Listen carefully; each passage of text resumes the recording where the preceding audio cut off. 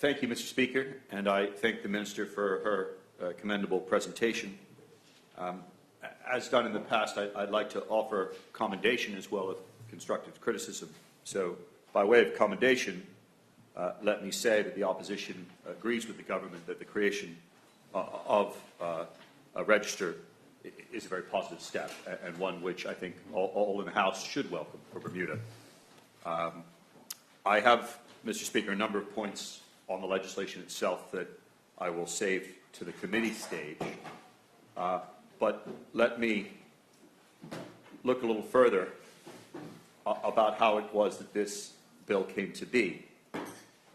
Mr. Speaker, we're all aware that there was an extensive Joint Select Committee report that was produced by members of Parliament, and just to remind ourselves, that was chaired by the Honourable Member Renee Ming, the Opposition Leader Craig Cannonier, Zane De Silva, Honourable Member Christopher Famous, Honourable Member Susan Jackson, Senator Crystal Caesar, Senator Michelle Simmons. So a wide group of those in the House who put their heads together and spent considerable time wrestling with this issue over a number of meetings and with a divergence of views that struggled to come together to propose a series of recommendations. And when the report was tabled in the House, the Honourable Member Renee Ming said, we looked at a set of recommendations so that they could be put forth. So that's why the Joint Select Committee spent so much time looking into this, so that recommendations could be developed and it was hoped deployed.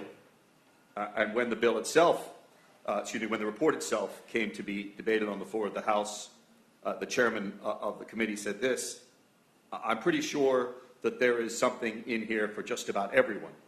And there are recommendations that I am confident we, as parliamentarians, will adopt.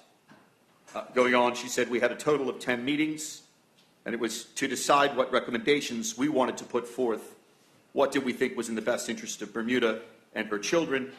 We used the time to, I would say, share, but we truly did brainstorm. We went back and forth. We decided what we thought would be the best way to proceed. And the report itself, as tabled and debated, came up with 14 substantive recommendations. And I'll come to those in a moment, Mr. Speaker, but the reason that I'm mentioning all of this is that the Attorney General then publicly stated that the bill itself that we're debating today was drafted before the Joint Select Committee report. And that's a very odd state of circumstances, because this bill does not contain many of the recommendations that are made by the committee, by the Joint Select Committee. And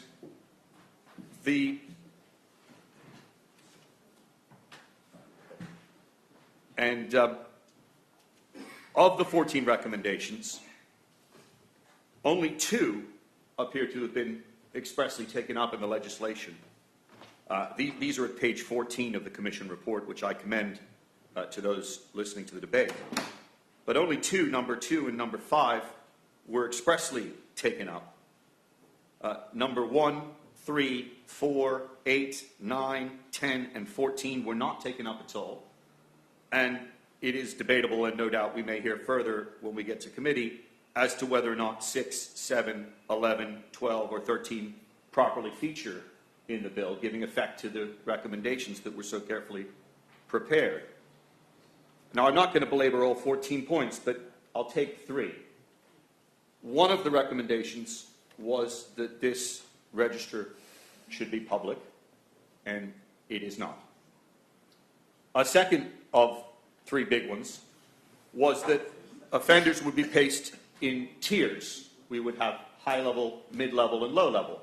And that makes sense because, for the reasons the Minister explained in her opening, there are people who will be deemed sex offenders by the law who may not have done what we think of when we think of sex offenders. And I'll just go back to what the Minister said. She gave some examples, which are still offensive crimes, but they're less offensive, perhaps, indecent exposure, voyeurism, and unlawful carnal knowledge with a minor.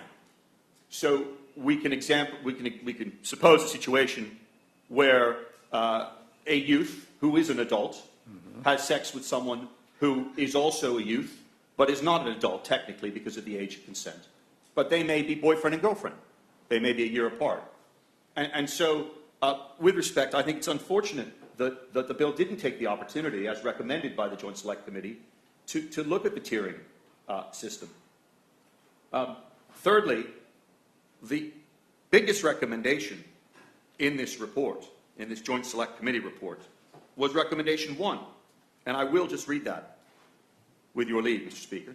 Yes, continue. All convicted, this is recommendation 1 at page 14 of the report, all convicted sexual offenders should be required to participate in a, and this is now in bold caps, mandatory treatment program prior to their release from the correctional facility. Treatment should not be optional.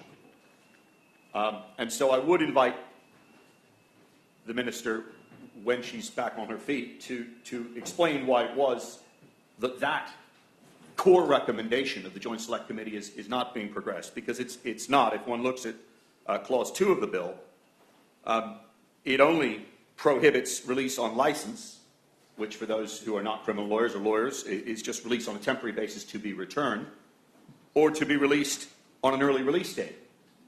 So it does seem from the bill as presently presented that someone could be in prison, could simply refuse treatment, and when the end of his or possibly her sentence comes to the end, walk out without having had it, and nothing can be done. 2 other points. The first is penalties. It strikes me as odd, Mr. Speaker, that we have a sex offenders register. It will now be private and protected. And at page 5 of the bill, we see that if any person who discloses information in contravention of this section commits an offence and is liable on summary conviction to a fine of $10,000. So if someone lets slip a name from the sex offenders register, that's a $10,000 fine. However, the convicted criminal, the sex offender, if he or she, but likely he, fails to keep the team informed when he moves from one place to another on the island, or fails to notify them when he travels abroad, or fails to do any of the other things that are prevented by this bill, all that happens to him, and it's Section 6, is a fine of $3,000. So some government official might accidentally leave a piece of paper on a photocopy machine, and that person's in line for a fine of $10,000. But the no, it's not up to, but thank you. Someone's corrected me, said up to. It isn't. It should say up to, and that's a point for committee. It says a fine of $10,000. And the sex offender is merely there for a fine of $3,000. So respectfully, that just doesn't seem right. It doesn't seem very commonsensical, and I don't know how it is that penalties are analyzed by those preparing these documents. And lastly, again, a positive comment. The Minister made clear that this bill was not to be retroactive. It was not to have retrospective, retroactive effect. It was to go forward.